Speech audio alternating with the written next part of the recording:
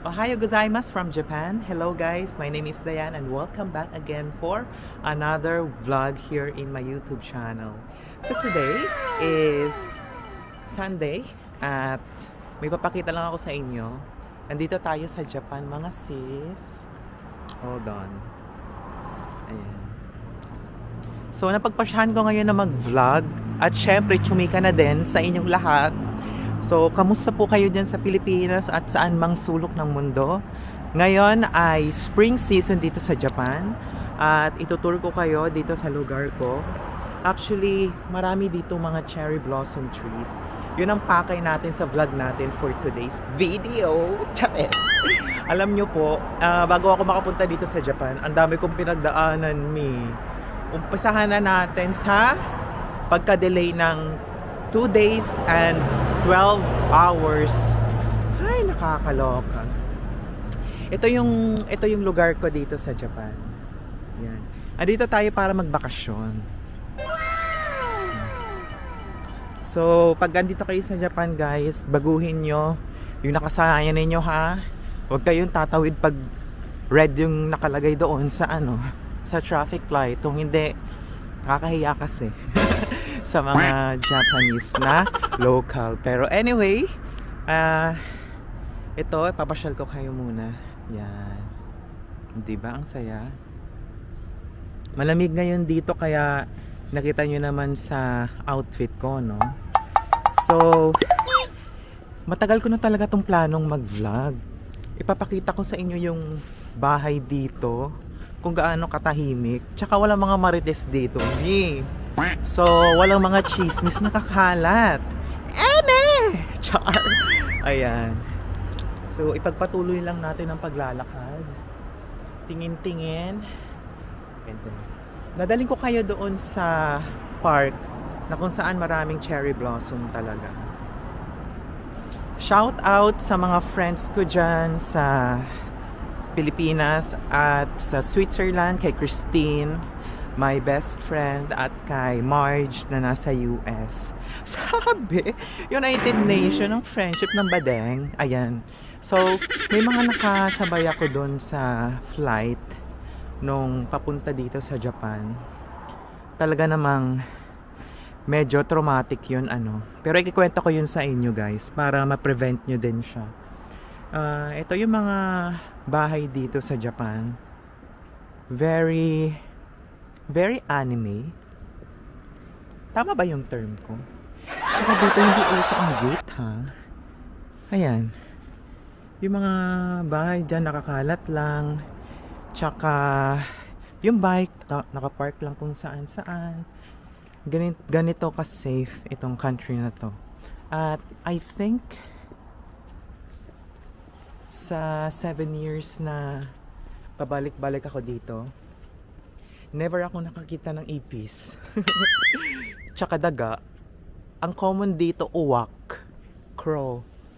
So, yan. Medyo iikot lang tayo para masilayan nyo naman yung mga kapitbahay natin dito sa Japan.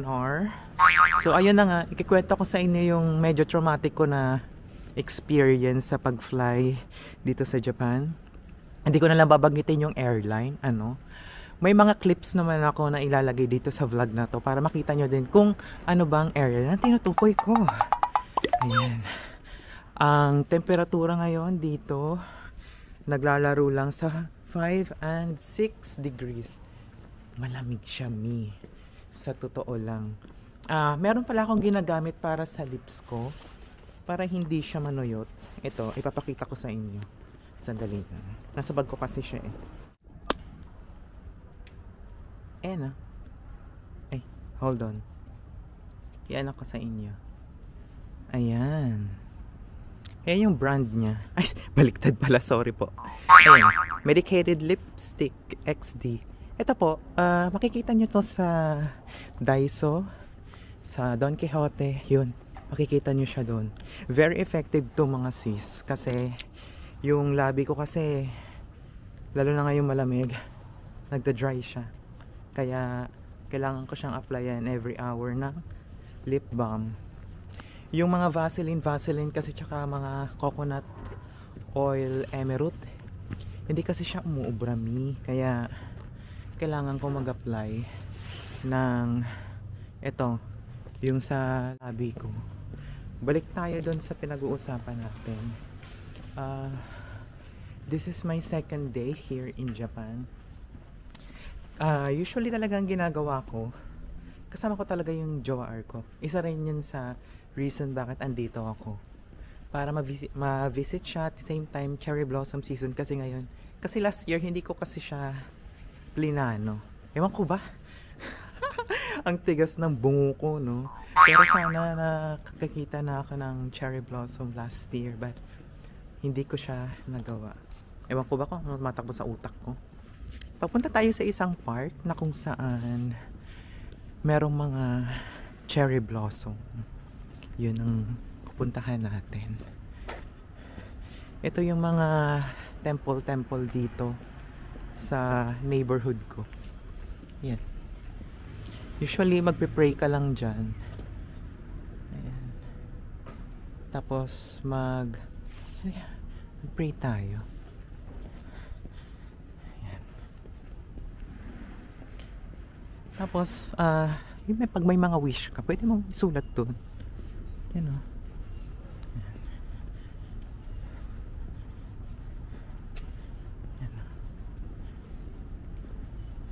Pwede mo siyang isulat dyan. Okay. Magdasal tayo. So ang una kasing gagawin mo is maghuhugas ka muna dyan.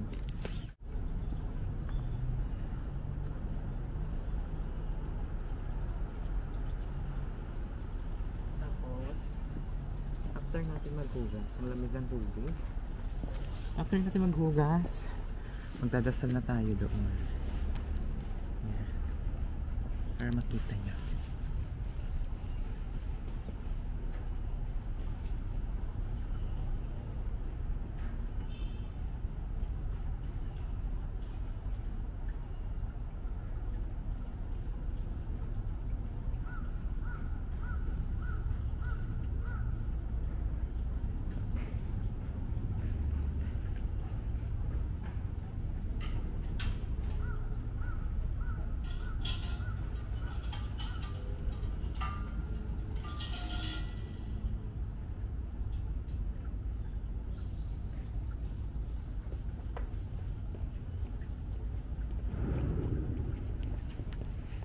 Salamat nga para sa jowa kasi pinahiram niya ako ng pang winter.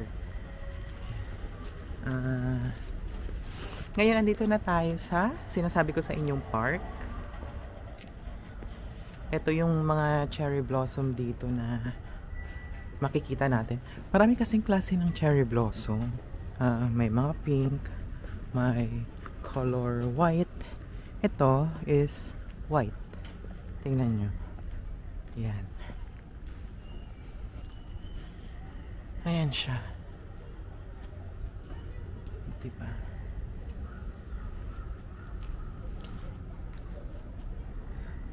Isa siyang puno na puro bulaklak talaga. Diba? Ayan. Ganyan siya. Sobrang ganda, no?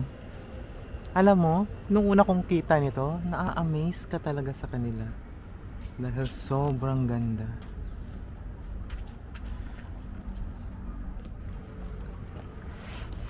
Bukod dito sa white na cherry blossom, meron din doon pink. Pupuntahan natin yun. Kaya rin ako pumunta dito sa Japan kasi gusto ko talagang i-vlog yung cherry blossom season ngayon. Yun talagang isa sa mga pakay ko. Kaya nandito talaga ako.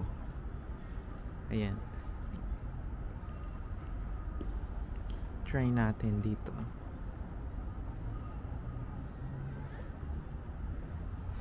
Yan.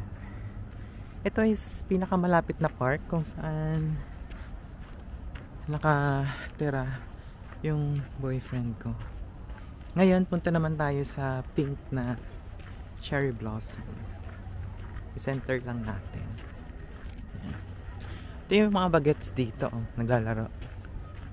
Common dito sa Japan yung mga ganyan, yung mga playground.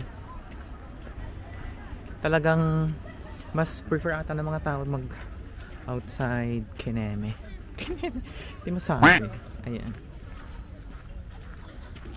So, pupunta tayo doon sa pink na cherry blossom. Guys, sobrang ganda niya talaga. Yun ang pupuntahan natin. Kaya, sama na kayo. Ayan.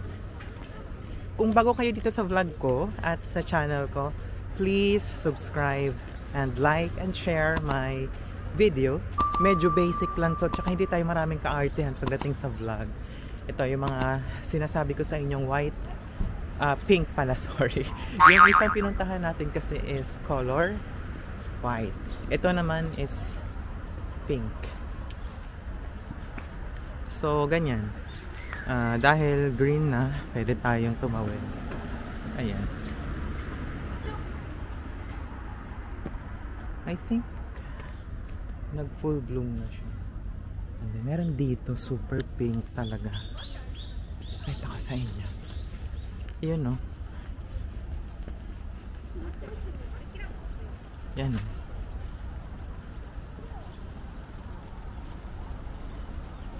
Diba? Color pink.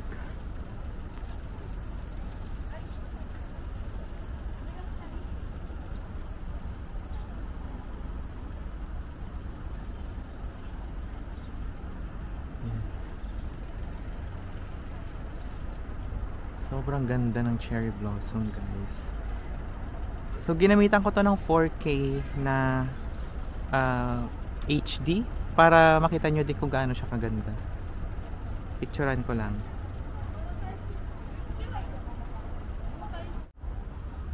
Yan.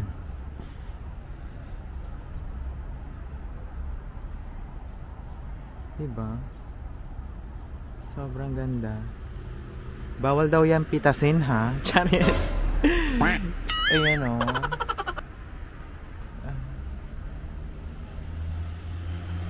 Bawal daw pitasin. Pwede niyo siyang picturean, videohan, pero bawal yan pitasin. Ayan, o. Actually, hindi pa siya full bloom.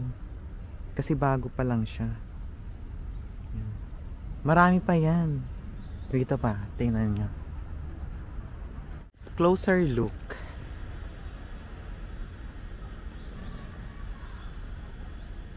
Di pa siya full bloom. Paano pa lang siya? Parang pabulaklak pa lang. Ganun. Doon tayo nang galing kanina. Tapos naglakad lang ako papunta dito. Pag halimbawa may time ako, pag-usapan din natin kung paano mag-apply ng visa papunta dito nang hindi kayo ma-decline para sure ball at pasok sa board of judges. Yan o, diba? Yan siya.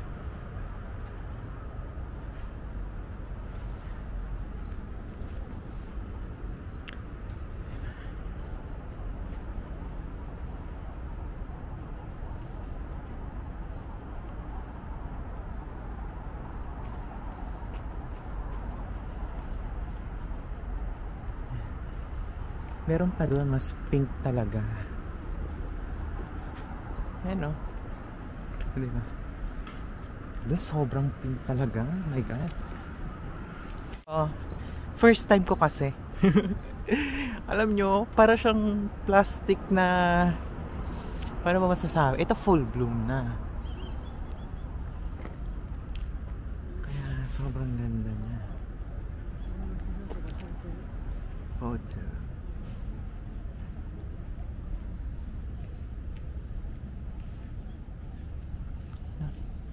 Diba?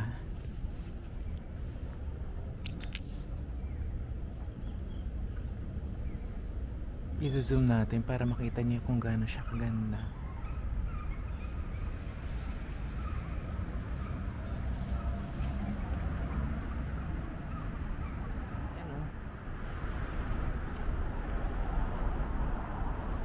Ayan. Full bloom. Yung tsura niya. Ay, hindi pa. Hindi pa to full bloom.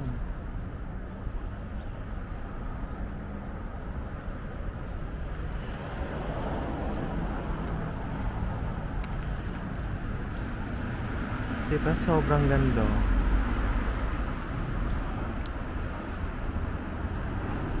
Picturean ko.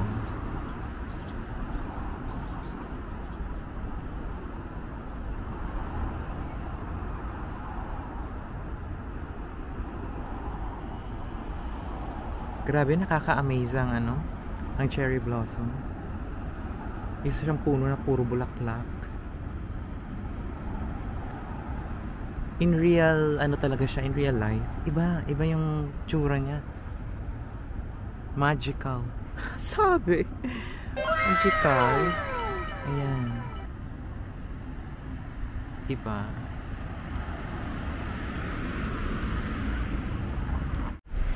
At ipagpapatuloy na nga natin ang pag-vlog mga mi. Charis.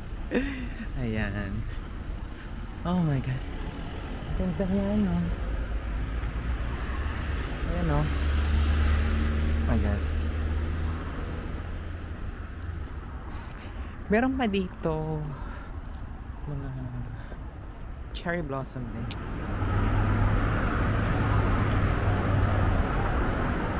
Alam nyo, dito walang traffic. Ba't ganon? Ba't sa atin meron? Siyempre, ayoko naman mag-compare kasi sila naman is first world country, right? Ang sabi. Kaya, kahit paano huwag tayo mag-compare. Kaya, eto, lakad-lakad ulit tayo mga sis. Ayan. Pupunta tayo sa ibang lugar para makita nyo din yung iba pang mga cherry blossom. Alam nyo, nag-i-enjoy talaga ako dito sa Japan natin. Nung ano ba tawag dito? Saan ba tayo nung kanina? Yung chinichika ko sa inyo. Yung pinagdaanan ko na napaka traumatized, di ba? Yung sa isang airline na yun. Alam nyo ba? Ang hindi ko rin maintindihan eh. That time kasi, sinasabi nila na may sira yung plane nung pasakay na yung mga pasahero. Naalala ko, alam nyo, kasi inuuna nila yung mga senior citizen at yung may mga batang kasama na passenger. So sila yung pinakaunang pasasakayin doon sa airplane. Tapos after 30 minutes yon, alam nyo, pinalabas sila. Tapos nagulat na lang kami, bigla nagkaroon ng announcement na hindi po tayo matutuloy sa paglipad sa Japan kasi may sira daw yung eroplano. Technical